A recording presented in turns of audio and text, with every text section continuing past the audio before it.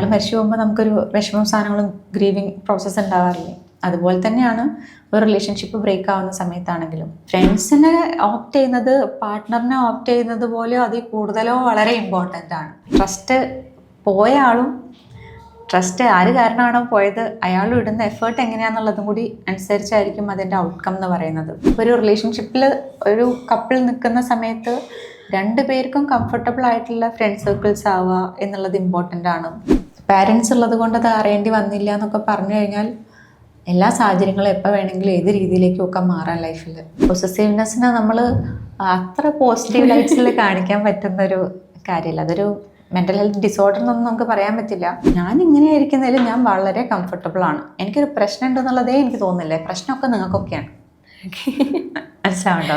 നിങ്ങൾക്ക് എല്ലാവർക്കും പ്രശ്നമാണ്, ഞാൻ മാത്രമേ ഇവിടെ പ്രശ്നമില്ലാത്തൊരു മനുഷ്യനേ ഉള്ളൂ. നമ്മളുടെ സക്സസ്സിലും ഹാപ്പിനെസ് കണ്ടെത്തുന്നവർ മാത്രമാണ് ഫ്രണ്ട്സ്. ബന്ധങ്ങളിൽ വിശ്വാസം തകരുക, ചിലപ്പോൾ അവർക്ക് ഇഷ്ടമില്ലാത്ത കാര്യങ്ങൾ ചെയ്യുന്നതോ ഇഷ്ടമില്ലാത്ത വ്യക്തികളുമായി സംസാരിക്കുന്നതോ അല്ലെങ്കിൽ ചെയ്യരുത് എന്ന് പറഞ്ഞൊരു കാര്യം ചെയ്തിട്ടൊക്കെ ബന്ധങ്ങളിൽ ട്രസ്റ്റ് ഇഷ്യൂസ് ഉണ്ടാവാം. പിന്നീട് ഒരു ബന്ധത്തിൽ ട്രസ്റ്റ് ഇഷ്യൂ ഉണ്ടായാൽ അത് വീണ്ടെടുക്കാൻ വേണ്ടി സാധിക്കുമോ? ബാക്ക് ടു നോർമൽ ആവാൻ വേണ്ടിയിട്ട് പറ്റുമോ? നോർമൽ ആവുന്ന സാഹചര്യമൊക്കെ ഉണ്ട്, പക്ഷെ അതിൻ്റെ ഇൻറ്റൻസിറ്റി എത്രത്തോളം ഉണ്ട്, ആ സാഹചര്യം എന്തായിരുന്നു എന്നുള്ളതിനനുസരിച്ചാണ് റിക്കവറി പീരീഡ്. അതുപോലെ തന്നെ ആ റിക്കവറി പീരീഡിൽ ട്രസ്റ്റ് പോയ ആളും ട്രസ്റ്റ് ആര് കാരണമാണോ പോയത് അയാളും ഇടുന്ന എഫേർട്ട് എങ്ങനെയാണെന്നുള്ളതും കൂടി അനുസരിച്ചായിരിക്കും അതിൻ്റെ ഔട്ട്കം എന്ന് പറയുന്നത്. ഇപ്പം ഒരു എക്സാമ്പിൾ പറയാം. ചിലപ്പോൾ ഇഷ്ടമില്ലാത്തൊരു വ്യക്തി ഉണ്ട്, അവരുടെ അടുത്ത് കോണ്ടാക്ട് ചെയ്യരുതെന്ന് പറഞ്ഞു വിചാരിക്കാം. അപ്പം നമ്മളായിട്ട് ഇനീഷ്യേറ്റീവ് ഇടാതെ ഇങ്ങോട്ടൊരു കോൺവെർസേഷൻ വരുമ്പോഴത്തേക്ക് നമ്മളത് ഇനിയൊരു പ്രശ്നമാണെന്ന് വിചാരിച്ച് ഡിലീറ്റ് ചെയ്ത് കളഞ്ഞു. ഓക്കെ ആൻഡ് ആക്സിഡൻ്റലി മറ്റേ ആളത് മനസ്സിലാക്കുകയോ എന്തെങ്കിലും അങ്ങനെയൊക്കെയുള്ള സാഹചര്യങ്ങളൊക്കെ പലപ്പോഴും ഉണ്ടാവാറുണ്ട്. അപ്പോൾ ഇത് ചെയ്ത ആളുടെ ഇൻറ്റൻറ്റും മോശമാണെന്ന് പറയാൻ പറ്റില്ല. മറ്റേ ആൾ കാണുകയെ എന്തുകൊണ്ടാണ് അങ്ങനെ ചെയ്തത് പറയായിരുന്നില്ലേ എന്ന് തോന്നും. ചിലപ്പോൾ പറഞ്ഞു കഴിഞ്ഞുള്ള റിയാക്ഷൻ ഇപ്പുറത്തെ ആൾക്ക് പേടിയുണ്ടാവാം. അപ്പോൾ കാര്യമായിട്ട് ട്രസ്റ്റ് പോകാൻ മാത്രമുള്ള സാഹചര്യമൊന്നും അവിടെ ഉണ്ടായിട്ടുണ്ടെന്ന് പറയാൻ പറ്റില്ല. ബട്ട് സ്റ്റിൽ ട്രസ്റ്റ് പോയി. ട്രസ്റ്റ് പോയി കഴിഞ്ഞാൽ പിന്നെ നമുക്ക് ആ വ്യക്തിയോടുള്ള ഒരു അറ്റാച്ച്മെന്റ് കുറയാനും ഒരു കാരണമാവില്ലേ? നമുക്ക് ട്രസ്റ്റ് പോവാന്ന് പറയുമ്പോഴത്തേക്കും നമ്മളുടെ ഫ്യൂച്ചർ മൊത്തം പ്രശ്നത്തിലായി എന്നുള്ള രൂപത്തിലല്ലേ. ഇയാളുമായിട്ടൊരു ഫ്യൂച്ചർ ലൈഫ് എൻഡ് വരെ പ്ലാൻ ചെയ്തിട്ട് ഇയാൾ വേറെ എന്തോ സൈഡായിട്ട് പ്ലാൻ ചെയ്ത് വേറെ വഴിക്ക് പോവാണോ എന്നുള്ള ഫിയർ അല്ലേ സത്യം പറഞ്ഞു കഴിഞ്ഞാൽ ട്രസ്റ്റ് പോകുമ്പോൾ ഉണ്ടാവുന്നത്. നമ്മൾ വിചാരിച്ചൊരു പേഴ്സൺ അല്ലായിരുന്നോ, ഇയാൾക്ക് വേറെയും ട്രേറ്റുകളുണ്ടോ, റിലയബിൾ അല്ലേ, എൻ്റെ റിലേഷൻഷിപ്പ് സ്റ്റേബിൾ അല്ലേ, അൺസർട്ടനിറ്റി ഉണ്ടോ, ചില സമയത്ത് ഇൻഫീരിയോറിറ്റി ഫീൽസ് വരാം, ഇൻസെക്യൂർ ഫീൽസ് വരാം. ഇതൊക്കെ വന്നു കഴിഞ്ഞാൽ അത്രയും നാളുണ്ടായിരുന്ന ആ ഒരു സ്റ്റെബിലിറ്റി തന്നെ ഷേക്ക് ചെയ്യപ്പെടുന്നത് പോലെയല്ലേ ആ റിലേഷൻഷിപ്പിൽ. അത് റീബിൽഡ് ചെയ്യണമെന്നുണ്ടെങ്കിൽ പിന്നെ രണ്ടുപേരും വിചാരിക്കണം. അറിഞ്ഞുകൊണ്ടോ അറിയാതെയോ ഉണ്ടായിട്ടുള്ള സാഹചര്യങ്ങൾ കാരണമാണെങ്കിൽ പോലും ആ ഒരു പ്രശ്നം അവിടെ ഉണ്ടായിട്ടുണ്ട് എന്നുള്ളത് മനസ്സിലാക്കി കഴിഞ്ഞു കഴിഞ്ഞാൽ പിന്നെ ചിലപ്പോൾ ഒരാൾ റീഅഷുറൻസ് കൊടുക്കേണ്ടി വരും. കുറച്ചുകൂടെ ട്രാൻസ്പെറൻ്റ് ആയിട്ട് ബിഹേവ് ചെയ്യാൻ എക്സ്ട്രാ എഫേർട്ട് ഇടേണ്ടി വരും. മുന്നേ ഇപ്പോൾ എവിടെയാണ് പോകണത് ആരുടെ കൂടെയാണെന്നുള്ളതൊന്നും ചിലപ്പോൾ പറയേണ്ട ആവശ്യമില്ലായിരുന്നു എന്നുണ്ടെങ്കിൽ ചിലപ്പോൾ ഇപ്പുറത്തുള്ള ആൾ ഇനി അതിനും കൂടി എഫേർട്ട് ഇടേണ്ടി വരും. ഞാൻ ഇന്ന കാര്യങ്ങളാണ് ചെയ്യുന്നത്, ഇന്ന ആളുകളുടെ കൂടെയാണ് പോകുന്നത്, അങ്ങനെയൊക്കെയുള്ള ഇൻഫർമേഷൻസ് ഷെയർ ചെയ്യുന്നത് എന്നെ വിശ്വാസമില്ലാഞ്ഞിട്ടാണല്ലേ എന്ന് വിചാരിക്കുന്നതിന് പകരം ഇങ്ങനത്തെ ഒരു റീസൺ കൂടി ഉള്ളത് കൊണ്ടാണ് അതൊരു പീരീഡിലേക്ക് അവർക്ക് സേഫായിട്ട് ഫീൽ ചെയ്യാൻ വേണ്ടിയിട്ടാണെന്നുള്ള ഇൻറ്റൻറ്റിൽ ചെയ്യുന്നത് നല്ലതായിരിക്കും. അപ്പം ട്രസ്റ്റ് റീബിൽഡ് ചെയ്യാൻ പറ്റും ഇങ്ങനെയുള്ള ആക്ഷൻസിലൂടെ. ചിലപ്പോൾ വെർബലി തന്നെ നമ്മൾ റീഅഷുറൻസ് കൊടുക്കേണ്ടി വരും. നമ്മളുടെ ഇൻറ്റൻറ്റുകൾ വീണ്ടും വീണ്ടും റിമൈൻഡ് ചെയ്യേണ്ടി വരും, ക്ലിയർ ആക്കി കൊടുക്കേണ്ടി വരും. ചിലപ്പോൾ അവർക്ക് എന്നെക്കാൾ ഇഷ്ടമായിട്ടാണോ, എന്നെക്കാൾ എന്തെങ്കിലും ബെറ്റർ ക്വാളിറ്റി ഉള്ളത് കൊണ്ടാണോ, ഇങ്ങനത്തെയൊക്കെ സെൽഫ് ഡൗട്ടുകളൊക്കെയാണ് മറ്റേ പാർട്ട്ണറിന് വരിക.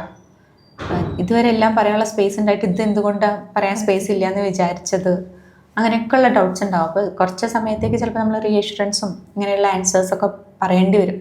ഇപ്പുറത്തുള്ള ആൾക്കത് ടയറിങ് ആണെങ്കിൽ പോലും ഈ ഇടുന്ന എഫേർട്സാണ് ആ ട്രസ്റ്റ് റീബിൽഡ് ചെയ്യുന്നതിൽ ഹെൽപ്പ് ചെയ്യുന്നൊരു വലിയ ഫാക്ടർ. അതുപോലെ ബന്ധങ്ങളിൽ ഇൻസെക്യൂരിറ്റീസ് ഉണ്ടാവാനുള്ള കാരണം എന്താ? നമ്മുടെ ചെറുപ്പത്തിൽ ഉണ്ടാവുന്ന ഇൻസെക്യൂരിറ്റീസ് ആണോ, അതോ നമ്മുടെ പാസ്റ്റ് റിലേഷൻഷിപ്പിൽ ഉണ്ടാവുന്ന പ്രശ്നങ്ങളാണോ? കൂടുതലായിട്ടും എന്തുകൊണ്ടാണ് ബന്ധങ്ങളിൽ ഇൻസെക്യൂരിറ്റീസ് ഉണ്ടാവുന്നത്, അതും ഇന്നത്തെ കാലത്ത്? അത് ഈ പറയുന്ന എല്ലാം ഇൻഫ്ലുവൻസ് ചെയ്യാമല്ലോ. അപ്പം എന്താ പറയുക, ഞാൻ ഒരു എക്സാമ്പിൾ പറയാം. ഒരു കൊച്ചിനെ അവരുടെ അമ്മ തന്നെ കളറിൻ്റെ ബേസിലും അവരുടെ രൂപത്തിൻ്റെ ബേസിലൊക്കെ കുഞ്ഞിലേ തൊട്ടേ ഇൻസൾട്ട് ചെയ്യുകയും മാറ്റി നിർത്തുകയും കൂടെ കൂട്ടാതിരിക്കുകയും എവിടെയെങ്കിലും പോകുമ്പോഴൊക്കെ ഐസൊലേറ്റ് ചെയ്തൊക്കെ നിർത്തുന്ന ഒരാളാണെന്ന് വിചാരിക്കും.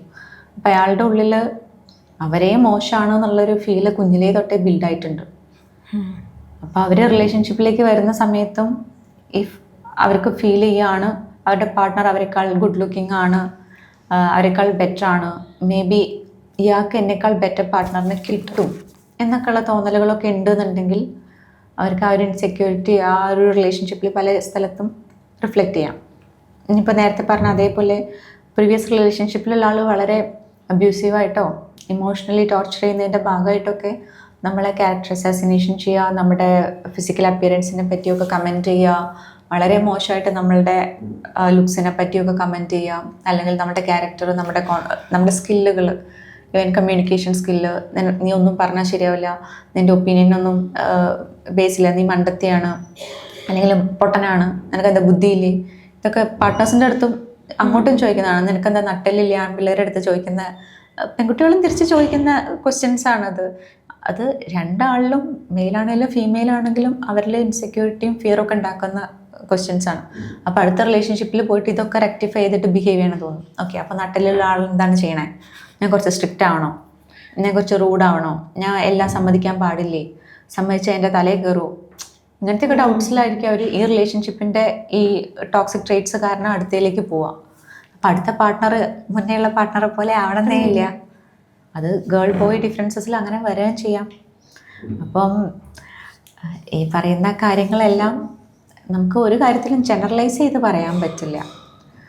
Depends on person's personality.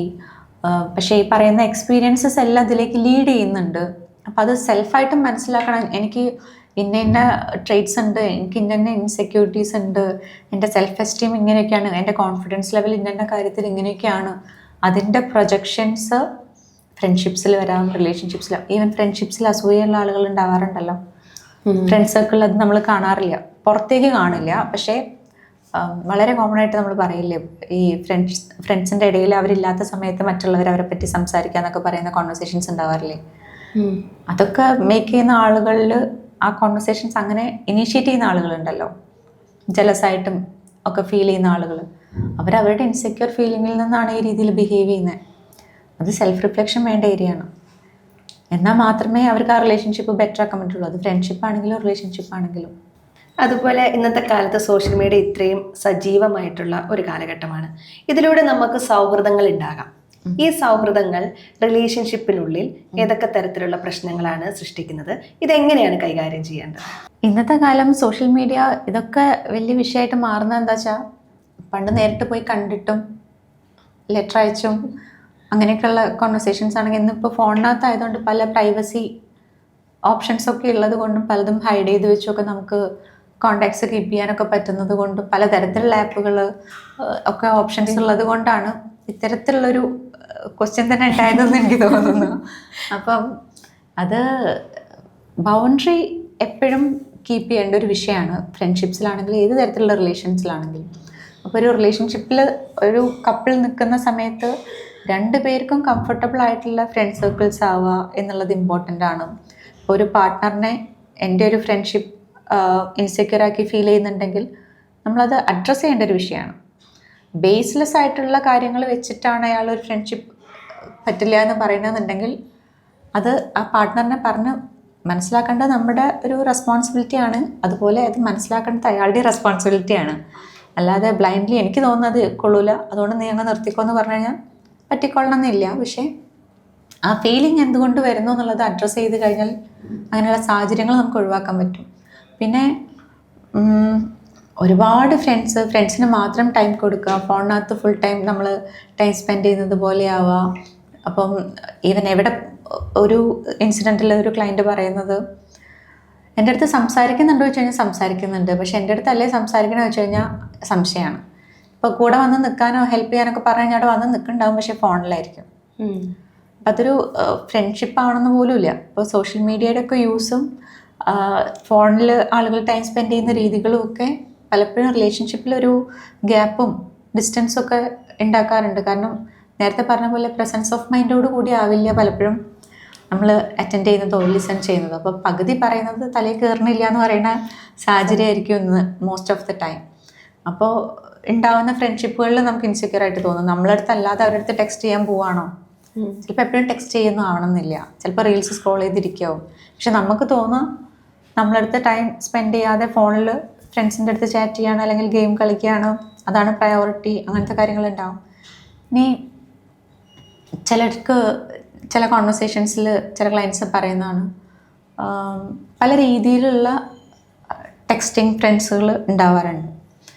അപ്പോൾ ഇത് പാർട്ട്നേഴ്സ് ഐഡൻറ്റിഫൈ ചെയ്യുന്ന സമയത്ത് അത് വെറും മെസ്സേജ് അല്ലേ, ഓക്കെ, അതൊരു റിയൽ റിലേഷൻ അല്ലല്ലോ, ഒരു ഞാൻ നേരിട്ട് കണ്ടിട്ടോ വേറെ രീതിയിലുള്ള രീതികളൊന്നും ഞങ്ങളുടെ ഇടയിൽ ഉണ്ടായിട്ടില്ലല്ലോ, മെസ്സേജ് അല്ലേ, അത് ഇപ്പോൾ ബ്ലോക്ക് ചെയ്ത് കഴിഞ്ഞാൽ തീരുന്ന കാര്യമല്ലേ ഉള്ളൂ എന്നൊക്കെ പറയുന്ന സാഹചര്യങ്ങൾ ഉണ്ടാവാറുണ്ട്.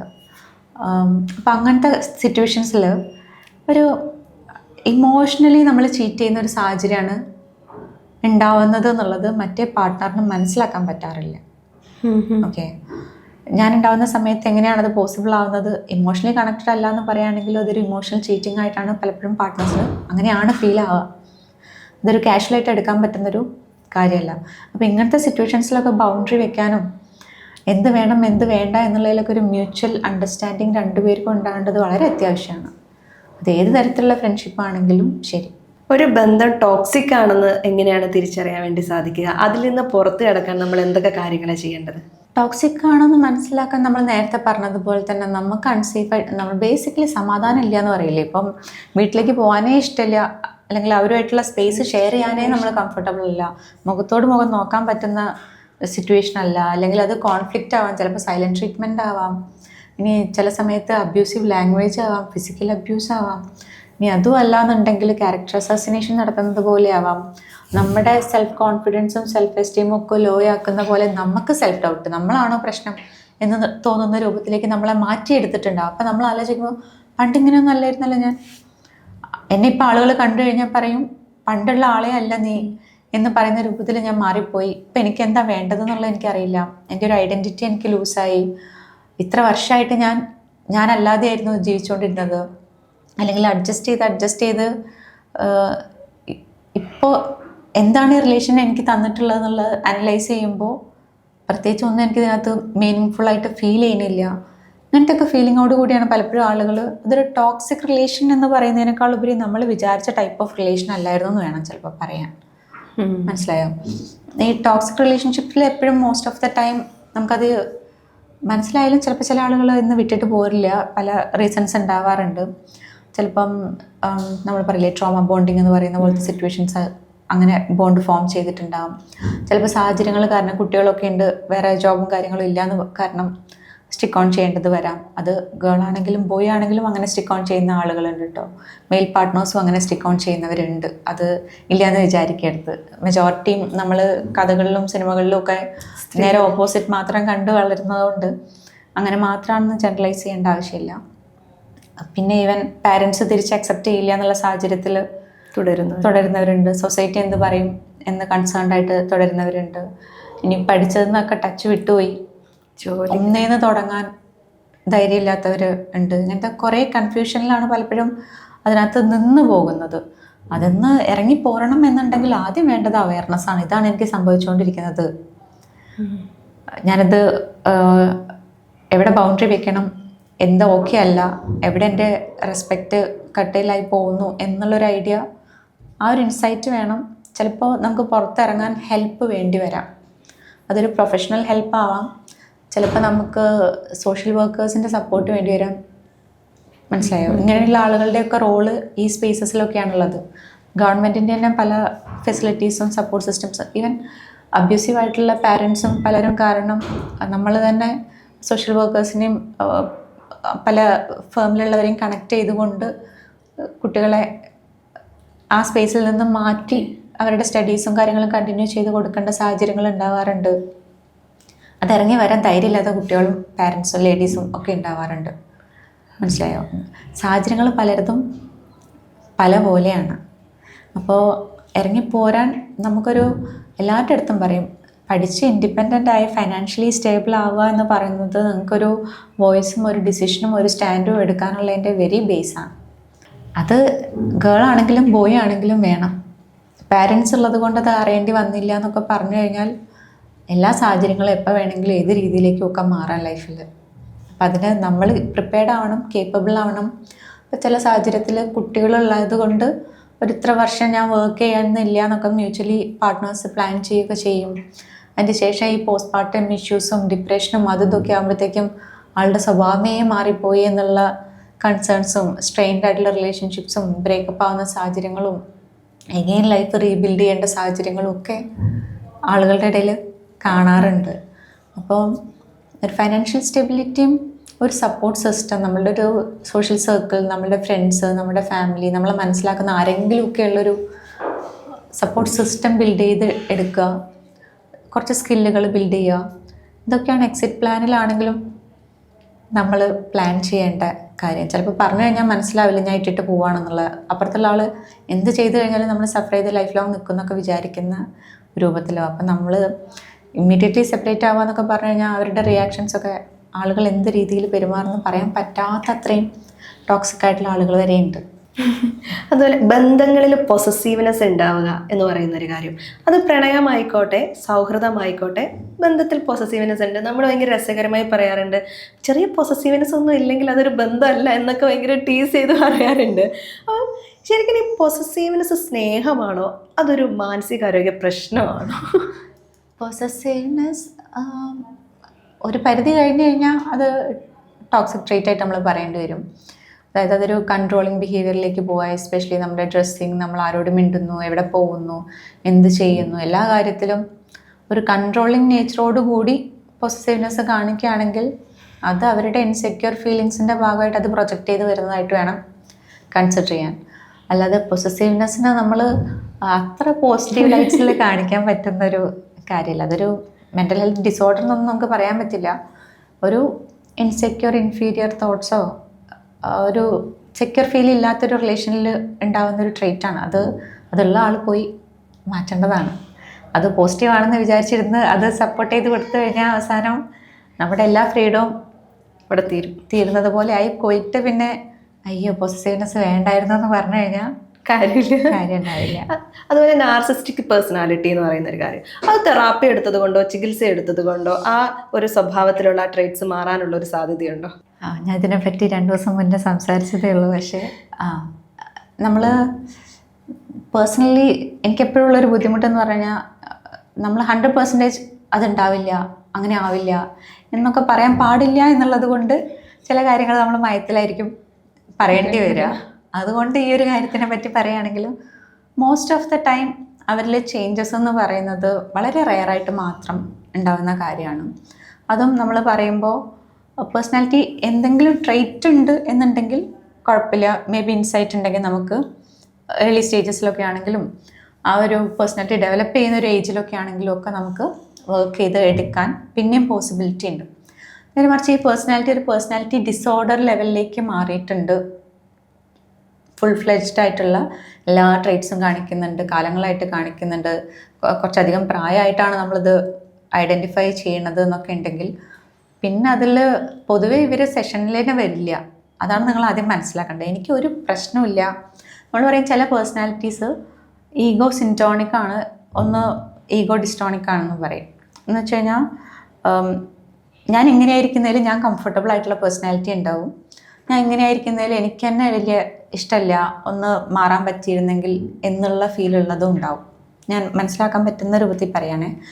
അപ്പോൾ നാർസിസ്റ്റിക് ട്രേറ്റ്സ് എന്നൊക്കെ പറഞ്ഞു കഴിഞ്ഞാൽ ഞാൻ ഇങ്ങനെയായിരിക്കുന്നതിൽ ഞാൻ വളരെ കംഫർട്ടബിളാണ്, എനിക്കൊരു പ്രശ്നം ഉണ്ടെന്നുള്ളതേ എനിക്ക് തോന്നുന്നില്ല, പ്രശ്നമൊക്കെ നിങ്ങൾക്കൊക്കെയാണ്. മനസ്സിലാവുണ്ടോ? നിങ്ങൾക്ക് എല്ലാവർക്കും പ്രശ്നമാണ്, ഞാൻ മാത്രമേ ഇവിടെ പ്രശ്നമില്ലാത്തൊരു മനുഷ്യനേ ഉള്ളൂ. അതുകൊണ്ട് എനിക്കെല്ലാം അറിയുന്നതുകൊണ്ട് ഞാൻ നിങ്ങളെയൊക്കെ സഹായിക്കുന്നത് പോലെയൊക്കെയാണെന്നുള്ള ഫീലിലൊക്കെ ആയിരിക്കും പലപ്പോഴും അവർക്കൊരു അവർ സംതിങ് സ്പെഷ്യലാണെന്നുള്ള ഫീലും ഒക്കെയാണ് പലപ്പോഴും ഉണ്ടാവുക. അപ്പോൾ അവർ നമ്മളെ അടുത്ത് എപ്പോഴും ഡോമിനേറ്റ് ചെയ്യുന്ന രൂപത്തിലായിരിക്കും, കൺട്രോളിങ് ആയിട്ടുള്ള രൂപത്തിലായിരിക്കും പാർട്ട്നേഴ്സിൻ്റെ അടുത്ത് കേട്ടോ. പക്ഷേ പബ്ലിക്കിലേക്ക് വരുമ്പോൾ അത്രയും ചാമിങ് ആയിട്ടുള്ള അത്രയും ആളുകൾക്ക് ഇഷ്ടപ്പെടുന്ന വേറെ ആളില്ല എന്നുള്ള പോലെയാവും. കാരണം അവർ വളരെ ഒബ്സർവൻറ്റും ആയിരിക്കും. അവർക്ക് ആർക്ക് എന്ത് പറഞ്ഞു കഴിഞ്ഞാൽ ഇഷ്ടാവും ഇഷ്ടാവില്ല എങ്ങനെ പറയണം ഇങ്ങനത്തെ കാര്യങ്ങളെ പറ്റിയൊക്കെ നല്ല നല്ല ബുദ്ധിയുള്ള ആളുകൾ തന്നെയാണ് കേട്ടോ. അല്ലാതെ പക്ഷേ ഇമോഷണൽ ഇൻ്റലിജൻസിൻ്റെ കാര്യത്തിലേക്ക് വരുമ്പോഴൊക്കെയാണ് ചില കാര്യങ്ങളിൽ മറ്റുള്ളവരുടെ അടുത്ത് എമ്പതി എന്ന് പറയുന്നൊരു സാഹചര്യം ഇല്ലാത്തത് കൊണ്ട് എമ്പതി ഇവർക്ക് അങ്ങനെ ഫീൽ ചെയ്യാൻ പറ്റാത്തതാണ് ഇവരുടെ മെയിൻ പ്രശ്നം. അപ്പം ഞാൻ വഴക്ക് പറഞ്ഞു കഴിഞ്ഞാൽ അങ്ങോട്ട് അങ്ങനെ ഫീൽ ആവും എന്നുള്ളത് മനസ്സിലാക്കാൻ പറ്റണ്ടേ. ഓക്കെ, മനസ്സിലായി. അപ്പുറത്തെ ഒരാൾക്ക് എന്തൊക്കെ എങ്ങനെയൊക്കെ ഫീൽ ചെയ്യും, ആൾ എന്തുകൊണ്ടായിരിക്കും ഇങ്ങനെ എക്സ്പ്രസ് ചെയ്യുന്നത്, ഇതിനെപ്പറ്റിയൊന്നും അവർ ചിന്തിക്കുക പോലും ഇല്ല. അപ്പം അത് ചേഞ്ച് ആവാന്ന് പറയാൻ അവരാദ്യം സപ്പോർട്ട് എടുക്കണ്ടേ, അല്ലെങ്കിൽ അവർക്ക് ഇൻസൈറ്റ് വേണ്ടത് പ്രശ്നമുണ്ട് എന്നുള്ളത്. പ്രശ്നമില്ല എന്ന് വിചാരിക്കുന്ന ആളുകളിൽ പിന്നെ എങ്ങനെയാണ് ചേഞ്ചസ് വരാം? ഇപ്പം ഇൻസൈറ്റ് ഉള്ള ഏർലി സ്റ്റേജസിലുള്ള ഒരു പേഴ്സണാലിറ്റി അങ്ങോട്ട് ഡെവലപ്പ് ആയിട്ടില്ലാത്ത സ്റ്റേജിൽ അങ്ങനത്തെ ട്രേറ്റ്സ് കാണിക്കുന്ന സമയത്താണെങ്കിൽ നമുക്ക് കുട്ടികളിലും ഒക്കെ ആണെന്നുണ്ടെങ്കിൽ പിന്നെയും വർക്ക് ചെയ്യാൻ ഓപ്ഷൻ ഉണ്ട്. പക്ഷെ അല്ലാത്ത സമയത്ത് അവർ വളരെ സെൽഫിഷ് ആയിരിക്കും. അപ്പോൾ അവർക്ക് അവരുടെ ആവശ്യങ്ങൾ എന്തെങ്കിലും നടക്കണം എന്നുണ്ടെങ്കിലും മാത്രം ആ ഒരു കാര്യം നടന്ന് കിട്ടുന്നത് വരെയൊക്കെ ചിലപ്പോൾ അവർ നല്ല കുട്ടിയായിട്ട് പെരുമാറും. അതിനുശേഷം വീണ്ടും പഴയതുപോലെ തന്നെ ആവാനാണ് റിലേഷൻഷിപ്സിലാണെങ്കിലും സാധ്യത. പക്ഷേ എപ്പോഴും നാർസിസ്റ്റിക് പേഴ്സണാലിറ്റി ഉള്ള ആളുകളുടെ പാർട്ട്നേഴ്സിനൊരു തരം അഡിക്റ്റീവ് റിലേഷൻ ആയിരിക്കും. ചില സമയത്ത് ഗുഡാണ്, ചില സമയത്ത് ഭയങ്കര ടോക്സിക്കാണ്. അപ്പോൾ ഈ ടോക്സിക് പീരീഡ് വരുമ്പോൾ ഇവർ പ്രതീക്ഷിക്കും ഇത് മാറിക്കഴിഞ്ഞാൽ മറ്റേ പോലെ ആവുമല്ലോ. ഓക്കെ, അപ്പോൾ അതിപ്പോൾ ആവും എന്ന് വിചാരിച്ചിട്ട് ഇവരിങ്ങനെ ആ റിലേഷൻ തന്നെ സ്റ്റിക്ക് ഓൺ ചെയ്ത് പോകും. അപ്പോൾ അതിൽ നിന്ന് അതൊരു ടോക്സിക് റിലേഷൻ ആണെന്നുള്ളത് മനസ്സിലാക്കി കൊടുക്കാനോ അതിന്ന് പുറത്ത് കൊണ്ടുവരാനോ ഒക്കെ ഭയങ്കര ബുദ്ധിമുട്ടാണ്. ഭയങ്കര ഡിഫിക്കൽട്ട് സർവൈവലാണ് അവരുടെ. ഈ പഠിക്കുന്ന കുട്ടികൾ ഏറ്റവും കൂടുതൽ നേരിടുന്ന ഒരു പ്രശ്നം അവരുടെ പ്രണയം തകരുമ്പോൾ ഉണ്ടാകുന്ന ഒരു മാനസിക ആഘാതമാണ്. ചിലരുടെ ഒരു വർഷങ്ങളായിട്ടുള്ള പ്രണയമായിരിക്കും തകരുന്നുണ്ടാവുക. അപ്പം ഈ പ്രണയം അതിപ്പം 2 മാസം നീണ്ടു നിൽക്കുന്നതാവട്ടെ, അല്ലെങ്കിൽ എത്രയോ വർഷങ്ങൾ നീണ്ടു നിൽക്കുന്ന പ്രണയമാവട്ടെ, അത്തരം ഒരു ബ്രേക്കപ്പ് ഉണ്ടാകുമ്പോൾ അതിൽ നിന്ന് എങ്ങനെയാണ് ഇവർക്ക് മാനസികമായിട്ട് കയറി വരാൻ വേണ്ടി സാധിക്കുക? ഒന്നാമത്തെ കാര്യം. രണ്ടാമത്തെ കാര്യം, ഒരു ബ്രേക്കപ്പ് ഉണ്ടായി അതിൻ്റെ പെയിൻ മറക്കാൻ വേണ്ടി മറ്റൊരു റിലേഷൻഷിപ്പിലേക്ക് വേഗം ചെന്ന് ചാടുന്നത് നല്ലൊരു ശീലമാണോ? രണ്ടാമത്തെ കാര്യം ഒട്ടും നല്ല ശീലമല്ല. കാരണം നിങ്ങൾ ഇമ്മീഡിയറ്റ്ലി ഡിസ്ട്രാക്ട് ചെയ്യാൻ വേണ്ടിയിട്ടോ എൻഗേജ് ചെയ്യാൻ വേണ്ടിയിട്ടോ ചില സമയത്ത് എനിക്ക് നിന്നേക്കാൾ വലിയ പാർട്ട്ണർ ബെറ്റർ ആയിട്ടുള്ള ആളെ കിട്ടും എന്നുള്ളത് കാണിക്കാൻ വേണ്ടിയിട്ടൊക്കെയാണ് നമ്മൾ അങ്ങനെ ചെയ്യണമെന്നുണ്ടെങ്കിലും ചിലപ്പോൾ നമ്മൾ ഇത്രയും നേരം പറഞ്ഞുകൊണ്ടിരുന്നത് എന്താ, ഒരു പാർട്ട്ണർ ഓപ്റ്റ് ചെയ്യുന്ന സമയത്ത് ഒരുപാട് കാര്യങ്ങൾ ആലോചിക്കാനും പ്ലാൻ ചെയ്യാനും മനസ്സിലാക്കാനും ടൈം എടുക്കണം, എഫേർട്ട് ഇട്ടിട്ട് വേണം മനസ്സിലാക്കി അതിലോട്ട് പോകാൻ എന്നുള്ളതല്ലേ. അപ്പോൾ ഒബ്വിയസ്ലി ഒരു റിലേഷൻ ബ്രേക്ക് ആയതുകൊണ്ട് വേഗം എൻഗേജ് ചെയ്യാൻ കണ്ടുപിടിക്കുന്ന പാർട്ട്ണറും നന്നാവണമെന്നില്ല, ഒരു നിർബന്ധവും ഇല്ല. ഭാഗ്യം കൊണ്ട് നന്നായാൽ ഓക്കെ മുന്നോട്ട് പോയേക്കാം. അതർവൈസ് ചിലപ്പോൾ പാസ്റ്റിലുള്ള റിലേഷൻഷിപ്പിൽ നിന്ന് ഉണ്ടായിട്ടുള്ള പ്രശ്നങ്ങളെല്ലാം ഇവിടെ കൊണ്ടുവന്ന് പ്രൊജക്റ്റ് ചെയ്യാം. ചിലപ്പോൾ വന്ന് കുറച്ച് കഴിയുമ്പോഴത്തേക്കായിരിക്കും നമുക്ക് മനസ്സിലാവാം ഇതല്ലായിരുന്നു വേണ്ടിയിരുന്നത് എന്നുള്ളത്. പക്ഷേ എഗെയിൻ അതിൽ കുറച്ച് ടൈം സ്പെൻഡ് ചെയ്യേണ്ടി വരും. അത് വേണമെങ്കിലും വേണ്ടെങ്കിലും മനസ്സിലാവുന്നുണ്ടോ? അപ്പോൾ എപ്പോഴും ഒരു ബ്രേക്കപ്പ് അല്ലെങ്കിൽ ഒരു സെപ്പറേഷൻ എന്ന് പറയുമ്പോൾ അത് മാരേജിലാണെങ്കിലും റിലേഷൻഷിപ്പിലാണെങ്കിലും സ്റ്റുഡൻ്റ് ആണെങ്കിലും ആരാണെങ്കിലും ഒരു ബ്രേക്കപ്പിലൂടെ നമ്മൾ പോകുമ്പം ആദ്യം നമ്മൾ ആ ഡിഫിക്കൽട്ട് ഇമോഷൻസിനെ പ്രോസസ്സ് ചെയ്യാൻ വേണ്ടിയിട്ടൊരു മീ ടൈം എടുക്കണം. നമുക്ക് ലൈഫിൽ നിന്നൊരു സംഭവം ഇല്ലാതാവാണ്, ഒരാളില്ലാതാവാണ്, ഒരു സ്പേസ് ഇല്ലാതാവാണ്. അപ്പോൾ ഒരാൾ മരിച്ചു പോകുമ്പോൾ നമുക്കൊരു വിഷമവും സാധനങ്ങളും ഗ്രീവിങ് പ്രോസസ്സ് ഉണ്ടാവാറില്ലേ? അതുപോലെ തന്നെയാണ് ഒരു റിലേഷൻഷിപ്പ് ബ്രേക്ക് ആവുന്ന സമയത്താണെങ്കിലും ആ ഇമോഷൻസിനെ പ്രോപ്പറായിട്ട് പ്രോസസ്സ് ചെയ്ത് അഡ്രസ്സ് ചെയ്ത് ചിലപ്പോൾ നമുക്ക് തന്നെ ഐഡൻറ്റിഫൈ ചെയ്യാൻ പറ്റിയേക്കാം എന്തുകൊണ്ടാണ് ഈ റിലേഷൻ വർക്ക് ആവാതെ പോയത്, ആളുടെ എന്തൊക്കെ റീസൺസ് ഉണ്ട്, നമ്മുടെ എന്തൊക്കെ റീസൺസ് ഉണ്ട്. അതിനെ കുറച്ചുകൂടി പ്രാക്ടിക്കലി ലോജിക്കലി അനലൈസ് ചെയ്യേണ്ടത് ഇമ്പോർട്ടൻ്റ് ആണ്. ഇതൊക്കെ മനസ്സിലാക്കിയ ശേഷം വേണം നമ്മൾ അടുത്തൊരു റിലേഷനിലേക്ക് പോകാൻ. അല്ലെങ്കിൽ ഇതിനകത്ത് നിന്നുണ്ടായിട്ടുള്ള കോൺഫ്ലിക്റ്റുകളും ഡൗട്ട്സും കാര്യങ്ങളും എല്ലാം നമ്മൾ അടുത്തതിലേക്ക് ക്യാരി ചെയ്യും. അപ്പോഴാണ് നേരത്തെ പറഞ്ഞ പോലെ അവിടുന്ന് കിട്ടിയ സാധനങ്ങളും ഡൗട്ടും കാര്യങ്ങളും എല്ലാം കൊണ്ടുവന്ന് അടുത്തതിൽ കൊണ്ടുപോയി പ്രൊജക്റ്റ് ചെയ്യാം. അപ്പോൾ ഇതിനേക്കാട്ടിലും വലിയ കയോട്ടിക് റിലേഷൻഷിപ്പ് ആവും അടുത്തത്. അതുപോലെ ഇത്രയും നേരം ഞാൻ റിലേഷൻഷിപ്പ്, പ്രണയം, വിവാഹം അതിലൊക്കെയാണ് നമ്മൾ ഫോക്കസ് ചെയ്തത്. ഇനി സൗഹൃദത്തിലെ കുറിച്ചൊരു ചോദ്യം. നമ്മളൊരു സുഹൃത്തിനെ തിരഞ്ഞെടുക്കുമ്പോൾ നമ്മൾ എന്തൊക്കെ കാര്യങ്ങൾ ശ്രദ്ധിക്കണം? ചിലപ്പോൾ ആ സുഹൃത്ത് പലയിടങ്ങളിൽ റെഡ് ഫ്ലാഗ്സ് കാണിക്കുന്നുണ്ടാവാം. പക്ഷെ നമ്മുടെ അടുത്തേക്ക് വരുമ്പോൾ എൻ്റെ അടുത്ത് ഇങ്ങനെയൊന്നും അല്ല, എൻ്റെ അടുത്ത് കുറച്ചും കൂടെ നന്നായിയാണ് നിൽക്കുന്നത്, അങ്ങനെയൊക്കെ നമ്മൾ ചിന്തിക്കുമല്ലോ. എനിക്ക് പലരും പറഞ്ഞു കേൾക്കുന്ന ഒന്നാണ്, ബ്രേക്കപ്പിനേക്കാൾ വേദനയായിരുന്നു എൻ്റെ ആ ഫ്രണ്ട്ഷിപ്പ് എനിക്ക് കൈമോശം വന്നപ്പോൾ അല്ലെങ്കിൽ നഷ്ടമായപ്പോൾ എന്ന് പറയുന്ന ഒരു കാര്യം. അപ്പൊ സുഹൃത്തിനെ നമുക്ക് തിരഞ്ഞെടുക്കുമ്പോൾ എന്തൊക്കെ കാര്യങ്ങൾ ശ്രദ്ധിക്കാൻ പറ്റും? അതുപോലെ ഒരു സുഹൃത്തിന് നമ്മളോട് ജലസ് ഉണ്ടാവാനുള്ള ഒരു സാധ്യതയുണ്ടോ? നമ്മുടെ കൂടെ എപ്പോഴും ഉണ്ടാവുന്ന ഒരാൾക്ക് നമ്മളോട് ജലസ് ഉണ്ടാവാനുള്ള ഒരു സാധ്യതയുണ്ടോ? അപ്പോൾ ഇതാണ് മെയിൻ പോയിന്റ്. ജലസി ആയിട്ട് നിങ്ങൾക്ക് ഫീൽ ചെയ്യുന്നുണ്ടെന്നുണ്ടെങ്കിൽ അത് നിങ്ങളുടെ ഒരു ഗുഡ് ഫ്രണ്ട് അല്ല ബേസിക്കലി. ഓക്കെ, ജലസായിട്ട് ഫീൽ ചെയ്യുക എന്ന് പറയുമ്പോൾ ബേസിക്കലി അതൊരു നെഗറ്റീവ് ഇമോഷൻ തന്നെയാണ്. അതിനൊരിക്കലും നമുക്കൊരു പോസിറ്റീവ് ലൈറ്റിൽ കാണാനേ പറ്റില്ല. നമ്മുടെ ഫ്രണ്ട്സ് എന്ന് പറയുന്നവർ നമ്മൾക്കൊരു ഗ്രോത്ത് വരുമ്പോൾ അപ്രീഷിയേറ്റ് ചെയ്യണം. നമ്മുടെ ക്വാളിറ്റീസിൽ ഗുഡ് ട്രേറ്റ്സ് കാണുകയാണെങ്കിൽ അപ്രീഷിയേറ്റ് ചെയ്യണം. നമുക്ക് എന്തെങ്കിലും നല്ല കാര്യം സംഭവിക്കുകയാണെങ്കിൽ അതിനെ അപ്രീഷിയേറ്റ് ചെയ്യണം. ഇപ്പോൾ നമ്മുടെ എന്താ പറയുക, ഹെൽത്തിലോ മറ്റു കാര്യങ്ങളിലോ ഒക്കെ എന്തൊക്കെ പോസിറ്റീവ് കാര്യങ്ങൾ വരുന്നു, അത് നമ്മുടെ അപ്പിയറൻസിലാവും എന്തിലാണെങ്കിലും അപ്രീഷിയേറ്റ് ചെയ്യാൻ പറ്റുന്ന, അതുപോലെ നമുക്ക് ഇനിയും നമ്മൾ ഇമ്പ്രൂവ് ചെയ്യാനായിട്ടുള്ള സജഷൻസ് തരാൻ പറ്റുന്ന, അല്ലെങ്കിൽ ഒരു ഓപ്പർച്യൂണിറ്റി കണ്ടു കഴിഞ്ഞാൽ നമ്മൾ അതിലേക്ക് കണക്ട് ചെയ്യാനോ ഗൈഡ് ചെയ്യാനോ പറ്റുന്ന, നമ്മളുടെ സക്സസ്സിലും ഹാപ്പിനെസ് കണ്ടെത്തുന്നവർ മാത്രമാണ് ഫ്രണ്ട്സ്. അല്ലാതെ നമ്മളൊരു വിഷമം വരുമ്പോൾ അതിൻ്റെ ഇൻഫർമേഷൻ അറിയാൻ വേണ്ടിയിട്ട് വിളിച്ച് ചോദിക്കുന്നേ, അത് അറിഞ്ഞ് മനസ്സിലാക്കി മറ്റുള്ളവരുടെ അടുത്ത് പോയി പറയും, നമ്മളെ ഒരു പ്രശ്നം വന്നു കഴിഞ്ഞാൽ ഒറ്റപ്പെടുത്തുകയും അല്ലെങ്കിൽ നമ്മളെ കോൺസ്റ്റൻ്റ്ലി ക്രിട്ടിസൈസ് ചെയ്യുകയും കംപ്ലൈൻറ്റ് പറയും, അവരുള്ളത് കൊണ്ടാണ് നമ്മൾ സർവൈവ് ചെയ്യുന്നത് എന്നുള്ള രൂപത്തിൽ ഫീൽ ചെയ്യുകയൊക്കെ ചെയ്യുന്ന ടൈപ്പ് ഓഫ് ഫ്രണ്ട്സ് ഒരിക്കലും ഗുഡ് ഫ്രണ്ട്സേ അല്ല. പിന്നെ നേരത്തെ ക്വസ്റ്റ്യനിൽ തുടങ്ങിയപ്പോൾ ചോദിച്ചില്ലേ എൻ്റെ അടുത്ത് അങ്ങനെയല്ല എന്ന് പറയുന്നത്, അതെപ്പോഴും പലയിടത്തും ഉണ്ടാകുന്ന സാഹചര്യമാണ് കേട്ടോ. അതായത് നമ്മളടുത്ത് ചില ആളുകളെ പറ്റിയൊക്കെ അഭിപ്രായം ചോദിച്ചൊക്കെ ആളുകൾ വിളിക്കും, ഇയാളറിയോ, ഇയാളെങ്ങനെയാണ് എന്നൊക്കെ ചോദിക്കും. നമുക്ക് എന്താ മറുപടി പറയാൻ പറ്റുക? എൻ്റെ അടുത്ത് ഇയാൾ ഇങ്ങനെയാണ് പെരുമാറാറുള്ളത്, പക്ഷേ മറ്റൊരാളുടെ അടുത്ത് എങ്ങനെയാവും എന്നുള്ളത് അറിയില്ല. അത് എല്ലായിടത്തും അങ്ങനെയാണ്. ഇപ്പോൾ ഒരു പാർട്ട്ണർ ഒരു റിലേഷനിൽ ഫെയിലായെന്ന് ചോദിച്ചാൽ അയാൾ വേറൊരു റിലേഷനിൽ പോകുമ്പോൾ അവർ നന്നായിട്ട് ജീവിക്കാം. അവിടെ വർക്ക് ആവാത്ത ആ രണ്ട് പേഴ്സണാലിറ്റീസ് തമ്മിലാണ്. സെയിം ആണ് ഫ്രണ്ട്ഷിപ്പിൽ വരികയാണെങ്കിലും. എൻ്റെ അടുത്ത് ആ ഫ്രണ്ട്ഷിപ്പ് വർക്ക് ആവണമെന്നില്ല, ചില ആളുകൾക്കത് വർക്ക് ആവുന്നും ഉണ്ടാവാം. അത് മോശമാണ് തെറ്റാണെന്നൊന്നും പറയാൻ പറ്റില്ല. പിന്നെ ചില ക്യാരക്ടറിസ്റ്റിക്സ് നമുക്ക് ചിലപ്പോൾ ഐഡിയോളജിക്കലി ഒട്ടും അക്സെപ്റ്റ് ചെയ്യാൻ പറ്റാത്തതുണ്ടാവാം. ഫ്രണ്ട്സിൽ എപ്പോഴും നമുക്ക് അങ്ങനത്തെ ഒരു ചോയ്സ് ഉണ്ടല്ലോ, അങ്ങനത്തെ ഒരാളെ ഫ്രണ്ടായിട്ട് കീപ്പ് ചെയ്യണോ വേണ്ടയോ എന്നുള്ളത്. പിന്നെ ഏത് റിലേഷൻസ് ആണെങ്കിലും വേണ്ടാന്ന് വെക്കുമ്പോൾ കുറച്ച് ഡീസൻ്റായിട്ട് അതിനെ ഡീൽ ചെയ്യണം. നമ്മൾ ഓപ്പണായിട്ട് നമുക്ക് ഇന്ന കാര്യത്തിൽ കംഫർട്ടബിൾ അല്ല, ചിലപ്പോൾ നമ്മൾ അവരുമായിട്ട് ഡിസ്റ്റൻസിലായിരിക്കാം എന്ന് വിചാരിച്ച് അവർക്കൊരു ഹെൽപ്പ് വേണ്ട സാഹചര്യമാണെങ്കിൽ നമ്മളടുത്ത് അപ്രോച്ച് ചെയ്യുന്നതിൽ തെറ്റില്ല എന്നുള്ളത് നമുക്ക് പറയാം. ചിലപ്പോൾ മുന്നേ കണ്ടുകൊണ്ടിരുന്നിരുന്ന അതേ ഫ്രീക്വൻസിയിൽ കാണാൻ നമ്മൾ കംഫർട്ടബിൾ അല്ല എന്ന് പറയാം. അല്ലെങ്കിൽ കുറച്ചുകൂടെ പേഴ്സണൽ സ്പേസ് വേണം എന്നുള്ളത് നമ്മൾ ഫ്രണ്ട്ഷിപ്പിലും ഡിമാൻഡ് ചെയ്യാം. ഇതൊന്നും മനസ്സിലാക്കാൻ പറ്റാത്ത ആളുകളാണെങ്കിൽ അവർ നമ്മുടെ കൂടെ ലൈഫ് ലോങ് പോവില്ല. നമ്മുടെ നീഡ്സും നമ്മുടെ ഇമോഷൻസും കൂടി മനസ്സിലാക്കിയിട്ട് നിൽക്കുന്നവർ മാത്രമേ ഫ്രണ്ട്സായിട്ട് മുന്നോട്ട് പോവുള്ളൂ. അപ്പോൾ ഇതിന് ടോക്സിക് ട്രേറ്റ്സ് ഐഡൻറ്റിഫൈ ചെയ്യാന്ന് പറഞ്ഞു കഴിഞ്ഞാൽ നമ്മൾ നേരത്തെ പറഞ്ഞ റിലേഷനിൽ പറഞ്ഞ കാര്യങ്ങളൊക്കെ തന്നെയാണ് ഇവിടെ അപ്ലിക്കബിൾ ആയിട്ടുള്ളത്. നമുക്ക് നമ്മളായിട്ട് ഇരിക്കാൻ പറ്റുന്നുണ്ടോ, കംഫർട്ടബിൾ ആണോ, നമ്മുടെ കാര്യങ്ങൾ ഷെയർ ചെയ്യാൻ പറ്റുന്നുണ്ടോ, നമ്മളെ ഹെൽപ്പ് ചെയ്യുന്നുണ്ടോ, നമ്മളെ സപ്പോർട്ട് ചെയ്യുന്നുണ്ടോ, തിരിച്ചതൊക്കെ ചെയ്യണം കേട്ടോ. അല്ലാതെ എല്ലാം ഇങ്ങോട്ടും എന്നുള്ള മാത്രം അതും അവിടെയും അപ്ലിക്കബിൾ ആണ്. എല്ലാം നമ്മൾ ഗിവിങ് മാത്രമായിട്ടിരിക്കുന്ന ഒരു ഫ്രണ്ട്ഷിപ്പ് ആണെങ്കിലും അത് നമുക്ക് ഡ്രെയിനിങ് ആയിരിക്കും. അതുപോലെ ചിലരുണ്ട് വെറും ക്രിറ്റിസിസം മാത്രം പറയും. നമ്മൾ ചെയ്യണതിൻ്റെ മനുഷ്യന്മാരല്ലേ, അബദ്ധങ്ങൾ പറ്റാം, ചിലപ്പോൾ റൈറ്റ് ആയിട്ടുള്ള ഡിസിഷൻ ആവണമെന്നില്ല എടുക്കുന്നത്. ചിലപ്പോൾ അവർ പറയുന്ന കാര്യങ്ങൾ ചിലപ്പോൾ നമുക്ക് ആ പോയിന്റിൽ അങ്ങനെ അവർ പറഞ്ഞതിനോട് എഗ്രി ചെയ്യാൻ പറ്റിയിട്ടുണ്ടാവില്ല. എന്നിട്ട് നമ്മൾ പോയി എന്തെങ്കിലും അബദ്ധം ചെയ്തിട്ട് വരും. ആ സമയത്തൊക്കെ ഫുള്ളി ക്രിറ്റിസിസം മാത്രം പറയുക, ഫുള്ളി നെഗറ്റീവ് മാത്രം പറയുക, നമ്മളെ മെൻ്റലി അങ്ങോട്ട് താഴ്ത്തുക എന്ന് പറയില്ലേ നമ്മൾ, അങ്ങനത്തെ രീതിയിൽ മാത്രം പെരുമാറുന്ന ഫ്രണ്ട്സിനെ സസ്റ്റെയിൻ ചെയ്ത് കൊണ്ട് നടന്നു കഴിഞ്ഞാൽ നമുക്ക് ബുദ്ധിമുട്ടായിരിക്കും.